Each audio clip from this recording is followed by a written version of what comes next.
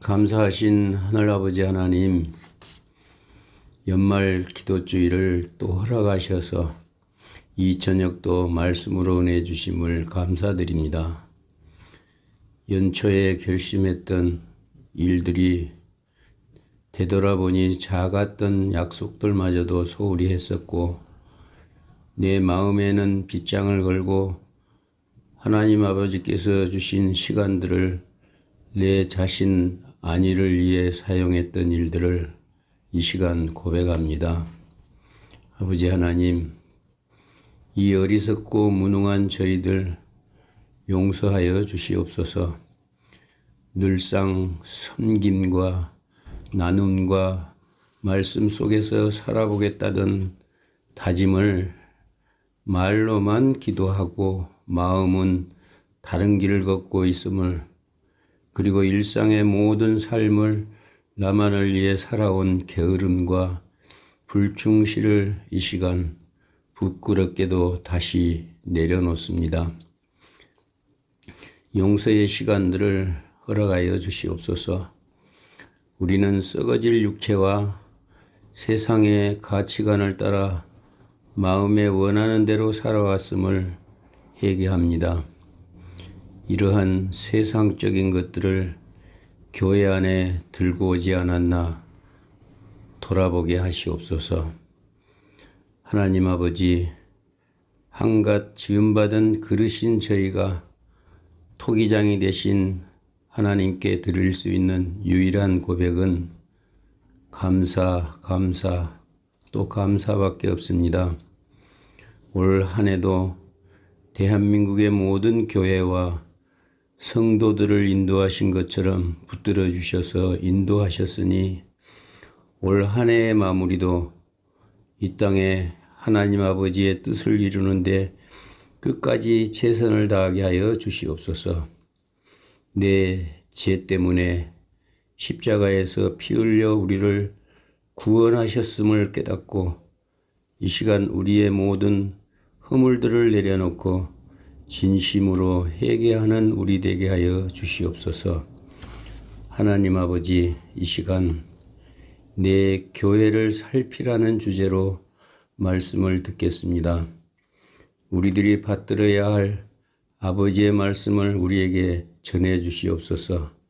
말씀을 따르겠나이다. 성령 하나님 임재하셔서 전하는 이은섭 목사님과 전국의 모든 마지막 백성들에게 다시 한번 책임과 의무를 다하는 결심을 가지는 귀한 시간 되게 하여 주시옵소서. 하늘 지성소에서 우리를 위해 대언하시는 우리 구주 예수 그리스도의 성호 받들어 간절히 기도 올리옵나이다. 아멘.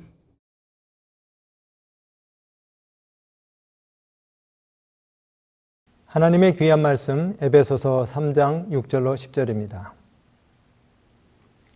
이는 이방인들이 복음으로 말미암아 그리스도 예수 안에서 함께 상속자가 되고 함께 지체가 되고 함께 약속에 참여하는 자가 됨이라. 이 복음을 위하여 그의 능력이 역사하시는 대로 내게 주신 하나님의 은혜의 선물을 따라 내가 일꾼이 되었노라.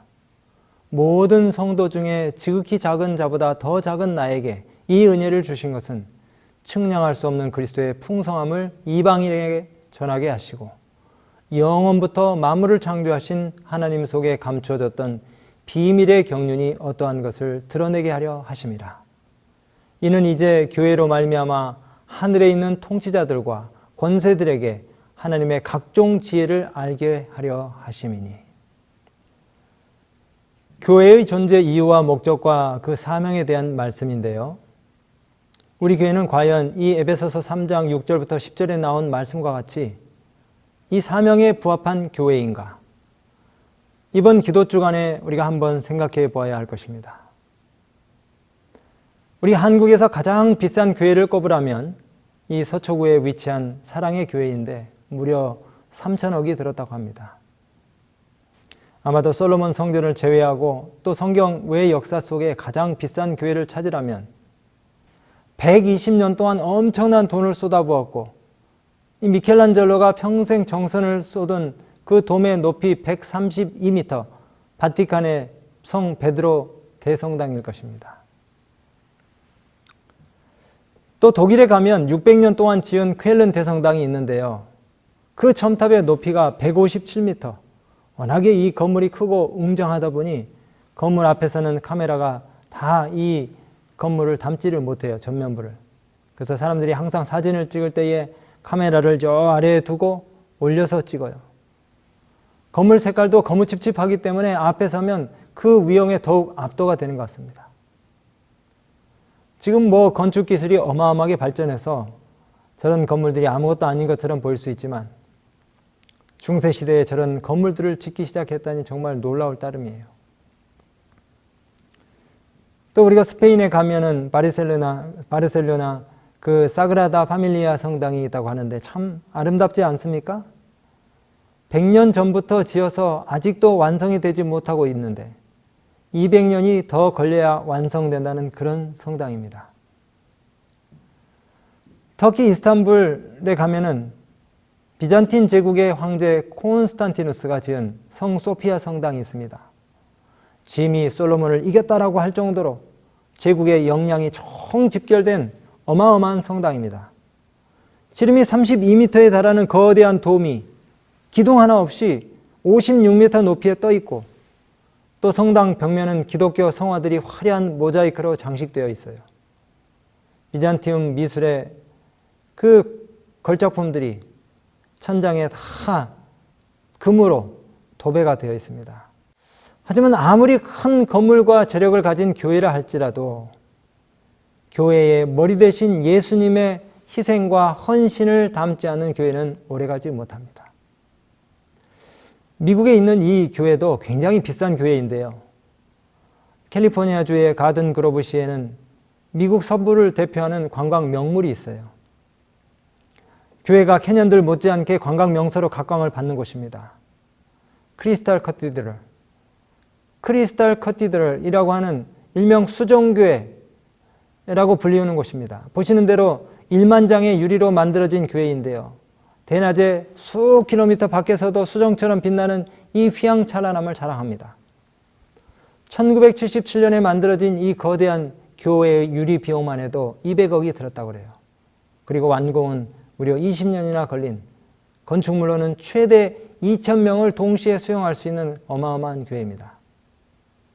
근데 이 교회가 한동안 엄청나게 부흥을 했어요. 그 부흥의 비결이 뭐였냐면요. 예배 실황을 TV로, 지금은 유튜브나 인터넷 방송이 많지만 1970, 80년대에 유튜브가 없던 시절에 매 주일마다 예배 실황을 TV로 방영했다는 것입니다.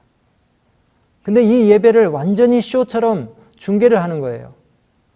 예배 순서를 아주 치밀하게, 흥미진진하게 유명인사들을 초청하여 다채롭게 꾸며서 매주 200만 명이 시청하는 인기 프로로 각광을 받게 했어요. 고르바초프 소련 공산당 서기장을 비롯해서 엘고어 부통령, 또 수많은 영화배우들이 이 예배 프로에 출연했습니다. 방송국 쇼프로 못지않게 아주 흥미진진하게 화려한 무대장치, 역동적인 음악 순서, 전 세계에서 가장 큰 가격에만 25억에 달하는 자그마치 15,498개의 파이프를 사용한 거대한 파이프 오르간, 이 휘황찬란한 수정을 배경으로 세계 최대 오르간의 그 음악 속에 탑스타가 간증하는 모습은 하나의 거대한 쇼였어요. 그래서 많은 사람들이 이 메가철치에 와가지고 그 흥미로운 순서들을 즐겼습니다. 그러면서 이 교회가 독보적인 교회로 자리매김을 하는 듯 했어요. 그러나 여러분, 영원할 것 같았던 이 교회가 불과 30년이 못 되어 2009년 법원에 파산 신청을 했습니다. 그리고 2012년 천주교로 넘어갔어요. 담임 목사의 세습 스캔들에 TV 시청률이 뚝 떨어졌고 비대해진 조직으로 인한 방만 경영으로 파산하게 되었습니다. 그런데 그 이면에 더 큰 근본적인 문제는 뭐였냐면 교회가 한참 잘 되니까 주변 사람들의 어려움과 사회 문제들 그리고 지역사회의 요구를 외면했어요. 그리고 오히려 화려한 음악 쇼프로를 방불하는 현란한 의식들, 퍼포먼스를 오락장으로 변해가는 것 같은 그 교회가 지역의 현안들을 갖다가 외면하면서 이와 같은 퍼포먼스들에 집중을 해버렸다는 것입니다. 상승과 팽창의 욕망을 버리고 저 아래 낮은 곳에서 사람을 섬기는 헌신적인 기관으로 변모했어야 하는데 그렇게 하지 못했던 것이에요. 여러분, 다시 말씀드리지만 교회는 건물이 아닙니다. 교회는 웅장함, 화려함으로 평가받는 건물이 결코 아닙니다. 교회는 회심을 진정으로 경험하고 헌신을 다짐하며 사랑과 섬김의 봉사를 아끼지 않는 복음의 불을 품고 있는 사람들의 모임입니다. 우리가 지금은 번듯한 건물에 잘 짜여진 예배 순서로 만족해야 할 때 이것이 오래 갈 것이라고 생각하지만 불과 10년 뒤에 어떻게 될지 모르는 것입니다. 우리 각자가 교회에 대한 어떤 관점과 생각들을 가지고 있는가에 따라 교회의 사활은 달라지는 것입니다. 사도행전 5장에서 누가는 땅값 얼마를 감췄다가 죽은 아나니아와 삽비라 사건을 기록하면서 교회라는 단어를 사용합니다. 에클레시아. 많이 들어보셨죠? 교회는 에클레시아입니다. 세상으로부터 불러냄을 받은 자들이라는 공동체의 표현인 것이에요. 건물이 아닙니다. 그런데 이 세상으로부터 불러내심을 받은 자들의 공동체, 사도행전 5장에 보니까 온 교회와 이 일을 듣는 사람들이 다 크게 두려워했다고 했는데, 여기서 온 교회 할 때 그 교회가 두려워했다고 하는데, 이게 문맥을 보면은 건물을 의인화한 것이 아니고 건물이 두려움을 느낄 수 있습니까? 건물이 두려움을 느낄 수 없잖아요. 그 교회의 구성원들, 그리고 그 구성원들을 이루는 공동체가 두려워했다는 겁니다. 여기서 교회라는 것은 문맥상의 의미로 볼 때에도 예루살렘에 거주하는 신자, 그리스도인 개개인의 모임이라는 것을 금방 알 수 있어요. 다시 말하면 교회는 사람들의 눈을 압도하는 건물이 아니라 세상을 향한 복음의 불을 품고 있는 헌신적인 사람들의 모임인 것입니다. 뭐라고요? 교회. 교회는 세상을 향한 복음의 불을 품고 있는 헌신적인 사람들의 모임인 것입니다. 오늘 이 말씀을 들으시면서 하나님과 우리 지역사회에 대한 헌신의 마음이 우리에게 있는지 우리 각자가 되돌아볼 수 있는 시간이 되시기를 간절히 바랍니다.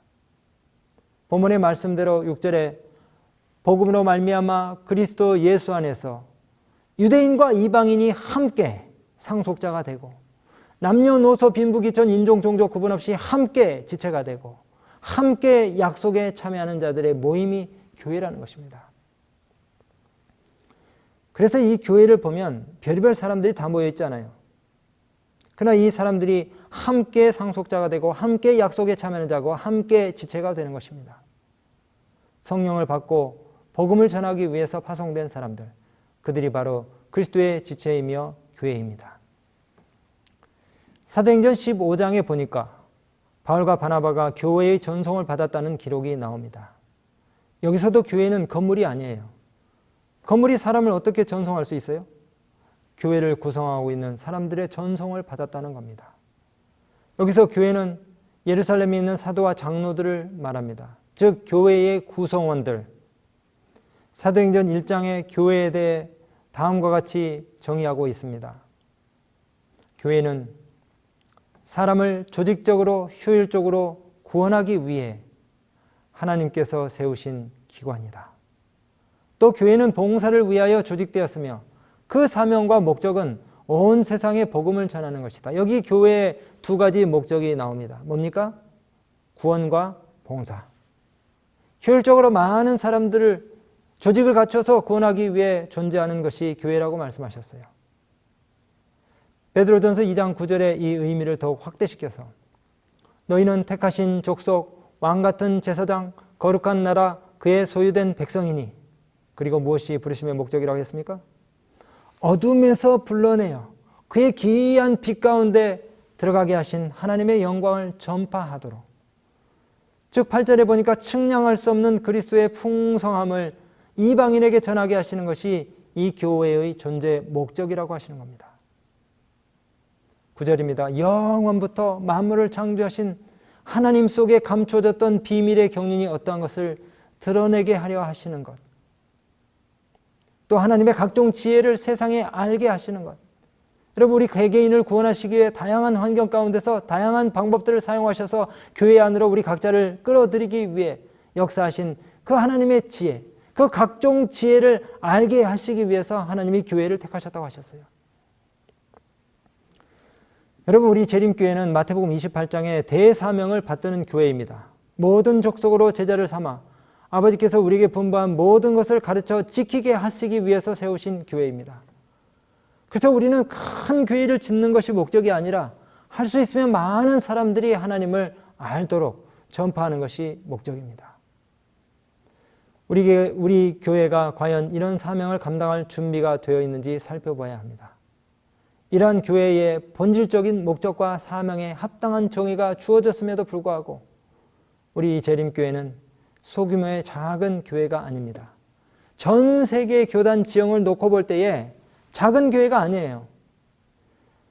2022년 현재 유엔에 등록된 235개국 중 212개국 2200만 명의 신자와 16만 8272개의 교회를 비롯해서 병원 229개, 그리고 학교 9419개, 식품공장 22개, 미디어센터 18개, 출판사 57개를 통하여 전 세계 복음화를 꾀하고 있는 교회가 바로 우리 제7일 안식일 예수재림교회입니다.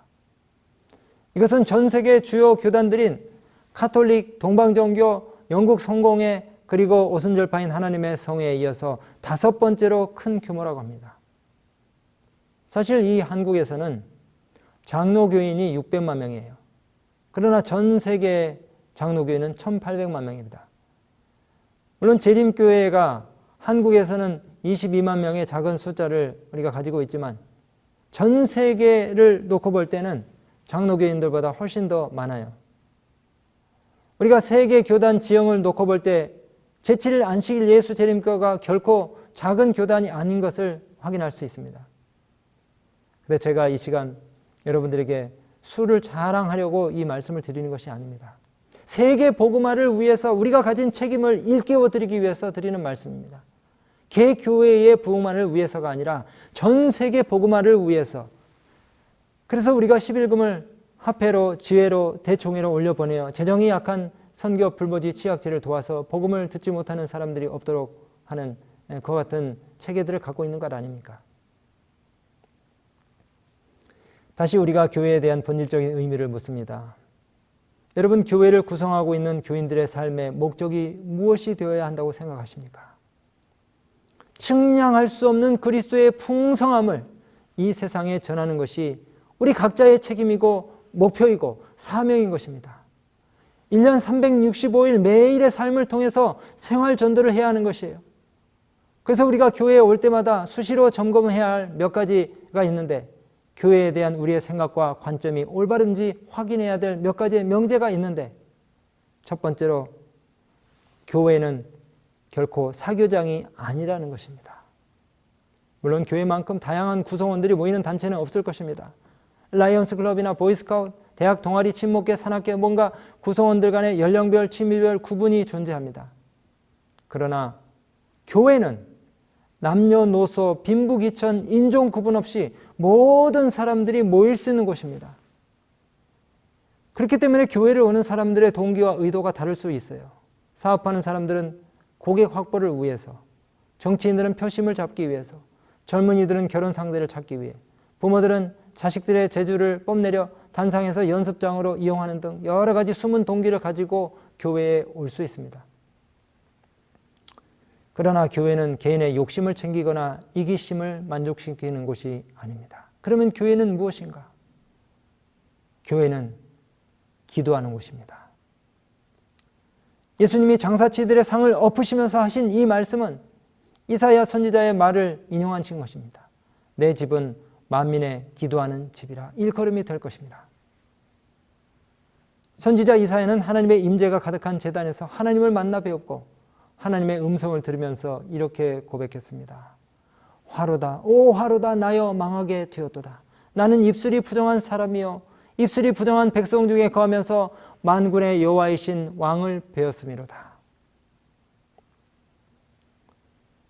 우리가 하나님의 전에 와서 해야 할 가장 중요한 첫 번째 일 가운데 하나는 회개와 철저한 자기 부정이어야 할 것입니다. 오늘 좀 피곤한데 교회 와서 재밌는 이야기 한 편 듣고 가는 것이 나을까요? 아니면은 회개와 자아 부정을 진정으로 경험하고 가는 것이 나을까요? 진실된 기도와 예배를 통해서 이 경험을 여러분 꼭 하고 돌아가시게 되길 바랍니다. 나는 교회에 와서 사람을 만나기 전에 하나님을 만나고 가야겠다. 그렇게 결심하고 오셨습니까? 오시자마자 여러분 어떤 기도를 하셨습니까? 여기 이 본당에 오셔가지고 어떤 기도를 하셨어요? 내가 교회에 올 때마다 하나님을 만나고 가는가? 또 하나님을 만나려고 왔는가? 깊이 생각하시는 축복을 누리시기를 간절히 바랍니다. 그리고 기도로서 하나님을 만나시는 가운데 철저한 자아 부정과 회개를 경험하시고 가시게 되기를 간절히 바랍니다. 화르다 나여 망하게 되었도다. 우리 각자가 철저하게 자신을 돌아보고 자신의 연약함을 인정하며 하나님의 은혜를 힘입기 위해 자신을 철저히 부정하는 회개의 역사가 이 교회에서 먼저 일어나야 할 것입니다. 교회는 하나님을 만나 뵈옵는 곳이고 하나님의 음성을 듣는 곳이고 그리고 하나님께 음성을 아뢰는 곳입니다. 특별히 위기의 때에 하나님 앞에 나아가서 음성으로 아뢰는 것이 교회입니다. 다시 말씀드리지만 교회는 하나님과의 만남과 대화 그리고 교제가 이루어지는 직접 이루어지는 곳입니다. 또 다른 교회에 대한 생각, 교회는 과연 어떤 곳인가? 교회는 하나님의 증인들이 모인 곳입니다. 나 여호와가 말하노라 너희는 나의 증인 나의 종으로 택함을 입었나니 이는 너희로 나를 알고 믿으며 내가 그인 줄을 깨닫게 하려 함이라. 나의 전에 지음을 받은 신이 없었느니라 나의 후에도 없으리라. 나 곧 나는 여호와라. 나 외에 구원자가 다른 구원자가 없느니라. 내가 고하였으며 구원하였으며 보였고 너희 중에 다른 신이 없었나니 그러므로 너희는 나의 증인이요 너희는 나의 증인이요 나 여호와가 의로 너를 불렀은즉 내가 네 손을 잡아 너를 보호하며 너를 세워 백성의 언약과 이방의 빛이 되게 하리니 네가 소경의 눈을 밝히며 갇힌 자를 옥에서 이끌어내며 흑암에 처한 자를 간에서 나오게 하리라. 다시 말씀드리지만 측량할 수 없는 그리스도의 풍성을 이방인에게 전하게 하시려고 우리를 부르셨어요. 여러분 가시는 곳마다 이방의 빛이 되시기 바랍니다. 불특정 다수를 향하여 호응에다 외치는 그런 방식이 아닐지라도 다니는 곳마다 나 재림교인이라고 좀 선전하고 다니세요. 그게 여러분들이 해야 할 일입니다. 생활전도를 하고 잘 아는 이웃 사람들에게 삶에 모본을 끼쳐서 가마력으로 전도를 해야 하지만 또 우리의 기별을 가을 낙엽처럼 모든 사람들에게 전해드릴 필요가 있어요. 가끔 저희 어머니가 저희와 동행을 하시면 들르는 가게나 혹은 톨게이트 정산원으로 일하시는 분들에게 가정과 건강 잡지나 시조 그리고 전도지를 전하셔요. 아니 한 번 보고 말 사람들인데 왜 저러시나 하지만 여러분 가끔 그 잡지나 전도지를 통해서 전도가 되는 경우가 있더라고요. 일본에서 어떤 분이 자살을 하기 위해 최적의 장소를 찾아다니다가 길거리에서 전도지를 나눠주는 재림교인에게 시조를 한 권 받았는데요. 그 책 표지를 보고 깜짝 놀랐어요. 이 시조의 표지 사진이 자기가 자살하려고 했던 그 장소였던 거예요. 그래서 호기심을 가지고 그 책을 읽다가 자살을 포기하고 재림교인이 되었다는 겁니다. 여러분 재림교회를 적대시하는 사람이 더러 있지만 우리 교회에 대해 들어본 적조차 없는 사람들이 너무나 많아요. 이 사람들은 아무런 편견을 갖고 있지 않기 때문에 조금만 우리의 진리를 소개해줘도 금방 받아들일 사람들입니다. 그리스도의 풍성을 이방에게 부지런히 전하시는 우리 모든 믿음의 가족들이 되시길 간절히 바랍니다. 세 번째로 교회는 도피성입니다. 반역한 세상에서 하나님이 보유하고 계시는 당신의 요새이십니다. 매 시대마다 주님께서는 충성스러운 당신의 파수꾼들을 가지고 계셨는데 그들은 저희가 살았던 세대에 충성스럽게 증언을 전하였고 이 파수꾼들은 그 당시의 사람들에게 경고의 기별을 전하였다. 그들이 갑옷을 벗고 물러날 때에는 다른 사람들이 그 일을 대신하였다. 하나님께서는 이 증인들과 언약관계를 맺으셨고 지상의 교회를 하늘의 교회와 연합시키셨다. 하나님께서 천사들을 보내어 당신의 교회를 섬기게 하셨으므로 악마의 권세가 당신의 백성을 이기지 못하였다. 박해와 투쟁과 흑암의 세기를 통하여 하나님은 당신의 교회를 보존하셨다. 그분이 허락지 않으신 어떠한 구름도 교회를 덮지 못하였으며 그분의 사업을 대항해 일어난 어떠한 반대 세력도 그분이 모르시는 것이 전혀 없으셨다. 영적 암흑기에 하나님의 교회는 산 위에 세운 도성이었다고 합니다. 순결한 하늘의 가르침은 시대의 시대를 이어서 계속되는 세대를 통하여 교회 안에서 공개되어 왔다. 그러므로 교회는 하나님의 최고의 관심의 대상이신 것입니다. 비록 약하고 결함이 있어 보이나 교회는 하나님께서 특별한 의미에 있어서 당신의 최고의 관심을 쏟으시는 대상인 것이에요. 이 위대한 교회에서 그 하나님의 은혜가 실현되도록 그 안에서 심령을 변화시키시는 하나님의 능력이 나타나도록 성령의 능력으로 서로에게 축복이 되고 행복을 나눠주는 사랑의 공동체가 되도록 하십시다. 이 교회를 생각하면 정말 오고 싶은 생각이 들어야 되는데 여러분 어떻게 여러분들의 교회를 생각하면 가고 싶은 마음이 드십니까? 그런 마음이 들도록 축복해 주시기를 바랍니다. 제가 어릴 적에 명절에 할머니 댁에 가면 할머니가 그렇게 반가이 맞아주셨어요. 늦은 밤 대문을 열고 할머니 하면서 들어가면 할머니는 불과 2, 3초도 안 되어서 안방에서 뛰쳐나오십니다. 맨발로 마당을 밟으시고 어이 내 새끼 왔는가 어이 내 새끼 왔는가 하면서 안아주셨어요. 안식일 교회에 오면 누가 이렇게 좀 해주면 좋을 텐데요. 얼마나 힘드셨다고 보고 싶었다고 고생 많이 하셨다고 그러면서 안아주고 우리 교회 안식일 한 주간의 모든 짐과 스트레스를 안고 먼 발치서 늘어진 어깨를 끌고 오는 성도들이 보이면 누군가가 쏜살같이 뛰어가서 손을 잡고 어깨를 감싸주면서 반갑게 맞아줄 사람이 있다면 아마 이 교회는 정말 오고 싶은 행복한 교회가 될 것입니다.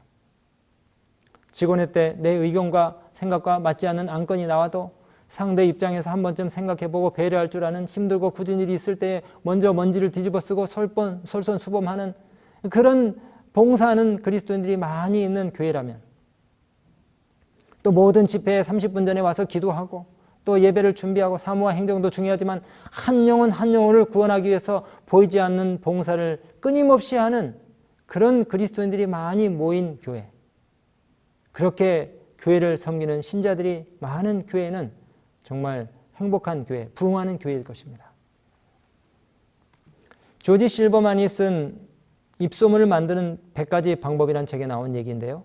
어느 백화점의 한 중년 여성이 자동차 타이어를 낑낑대면서 끌고 와서 반품해달라고 요청했어요. 직원이 영수증을 보여달라고 하자 영수증 없다며 막무가내로 타이어를 반품해달라는 것입니다. 이내 이 직원과 고객 간에 실랑이가 벌어졌어요. 너무 소란스러워지자 사람들이 하나둘씩 몰려들기 시작했습니다. 여러분 같으면 영수증 없는 물건을 바꿔줄 수 있겠습니까? 그런데 그때 매니저가 달려왔습니다. 대강 보고를 받은 매니저는 직원에게 즉시 반품해 줄 것을 지시했어요. 사실 이 백화점에서는 그 타이어를 팔지를 않았고 또 그 반품을 요구했던 그 고객은 다른 곳에서 이 타이어를 구입했던 것입니다. 그럼에도 때를 쓰는 이 손님 편을 매니저가 들어준 것이에요. 여러분 이 백화점이 후에 소문이 어떻게 났을까요? 좋게 났을까요? 나쁘게 났을까요? 그 이후에 놀랍게도 이 백화점의 매출이 급신장한 것입니다. 이것을 우리가 입소문 마케팅이라고 하죠. 입소문이 가지는 강력한 힘은 입소문에 의한 정보는 단순한 설명이 아니라 그 경험을 전달해 준다는 점을 시사하고 있습니다. 좋게 소문이 나면 2배의 효과를 보는데요. 잘못했을 경우에는 엄청난 피해가 바로 이 이미지 광고의 중요성을 이야기해 주고 있는 것이죠. 여러분의 교회를 잘 살피시기 바랍니다. 우리의 교회는 과연 이 지역에서 많은 사람들로부터 사랑받고 칭찬받는 교회가 되어가고 있는가? 할아버지가 제 아무리 손자 손녀 보고 싶다고 해도 말로만 해서는 안 돼요. 아이들이 안 가요. 쓰다듬어 주고 예쁘다고 하고 용돈을 주고 해야지, 사탕이라도 하나 줘야지 가려고 하지 않겠습니까? 여러분 배고프면 사람들이 어디로 갑니까? 먹을 곳이 있는 곳으로 가죠. 밀가루 교인이 과거에 우리 한국에 있었지 않습니까? 요즘은 한국이 먹는 것이 해결되니까 먹을 것만으로는 사람들을 모을 수 없어요. 기도하면서 여러 가지 방법을 가르쳐 주시라고 우리가 하나님께 간구해야 합니다. 사람들의 felt need, 그 필요를 충족시키기 위해서 우리가 어떻게 해야 될지 하나님께 간구해야 해요. 여러분, 여름에 사람들이 어디로 모입니까? 시원한 에어컨이 있는 곳으로 모이죠. 제가 혹한기 훈련을 군에서 받을 때 정말 이가 득득 깔리는 그 엄동설 안에 그 노지에 텐트를 치고 훈련을 하는데, 밤에 늘 모닥불 주변에는 보초를 서다만 병사들이 모여들어요. 왜 그렇습니까? 따뜻하니까요. 뜨끈뜨끈한 불 앞에 오지 말라고 해도 저절로 사람들이 모이는 것입니다. 여러분, 교회가 뜨거우면 사람이 저절로 모일까요? 그렇습니다. 저절로 모입니다. 기도가 뜨겁고 말씀이 뜨겁고 찬송이 뜨겁고 성도 간의 사랑이 뜨거운 불의 공동체가 될 때에 사람들이 모이는 것입니다. 우리 하나님은 불의 하나님이십니다. 우리 하나님은 불의 하나님이셔요. 근데 우리가 정말 뜨거운 불길 같은 성령의 체험들을 하고 불로 응답하시는 하나님을 우리 가운데 모시고 예배한다면 정말 우리가 이 메마른 세대에 많은 사람들을 불러 모을 수 있는 위대한 믿음의 공동체가 있을 거라 저는 확신합니다. 저는 이 에스겔의 환상을 참 좋아해요. 축복을 나눠주는 교회, 희생과 헌신의 교회. 주께서 당신의 이름이 영원하게 될 수 있도록 교회를 통하여 성취하고자 하시는 일은 놀라운 사업이다. 치유의 강에 대한 에스겔의 이상 가운데 이 사업이 나타나 있다. 이 물이 동방으로 향하여 흘러 아라바로 내려가서 바다에 이르리니 이 흘러내리는 물로 그 바다의 물이 소성함을 얻을지라. 이 강물이 이르는 곳마다 번성하는 모든 생물이 살고 강 좌우 가에는 각종 먹을 실과 나무가 자라서 그 잎이 시들지 아니하며 실과가 끊치지 아니하고 달마다 새 실과를 맺으리니 그 물이 성소로 말미암아 나옴이라. 그 실과는 먹을만하고 그 잎사귀는 약재료가 되리라. 만국을 소송시키는 물, 온 세상을 행복케 하는 축복의 통로. 태초부터 하나님께서는 당신의 백성들을 통하여 세상에 축복을 주시고자 하셨다. 하나님께서는 요셉으로 하여금 애굽 민족에게 생명의 근원이 되게 하셨다. 요셉의 성실을 통하여 온 백성의 생명이 보존되었다. 하나님께서는 다니엘을 통하여 바벨론의 모든 박사들의 생명을 구원하셨다. 그 마음속에 그리스도께서 거하시는 사람, 그리스도의 사랑을 세상에 나타내는 사람은 모든 인류의 축복을 위하여 하나님과 동역하는 사람이다. 그가 다른 사람들에게 나누어 주기 위하여 구주로부터 은혜를 받을 때에 그의 전생에서는 영적 생명의 조수가 흘러나온다. 이것이 바로 세상 열국을 향한 하나님의 교회의 목적과 계획인 것입니다.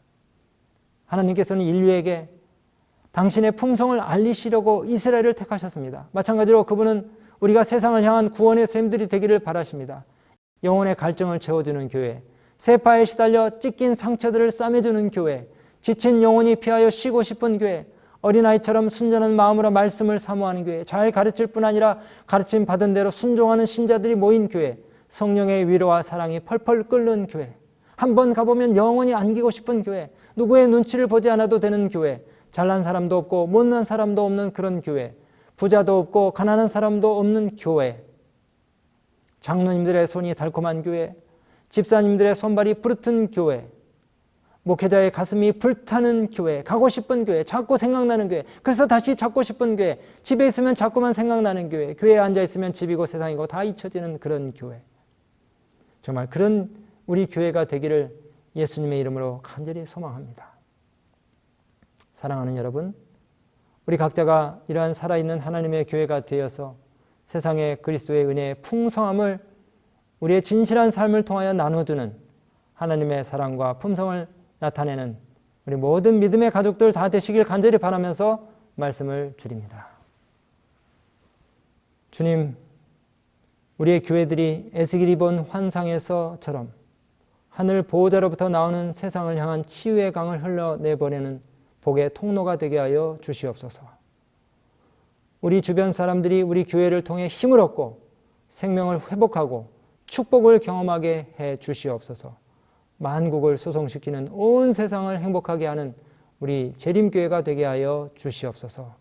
사랑이 풍성하신 예수님 이름 의지하여 기도드리옵나이다. 아멘.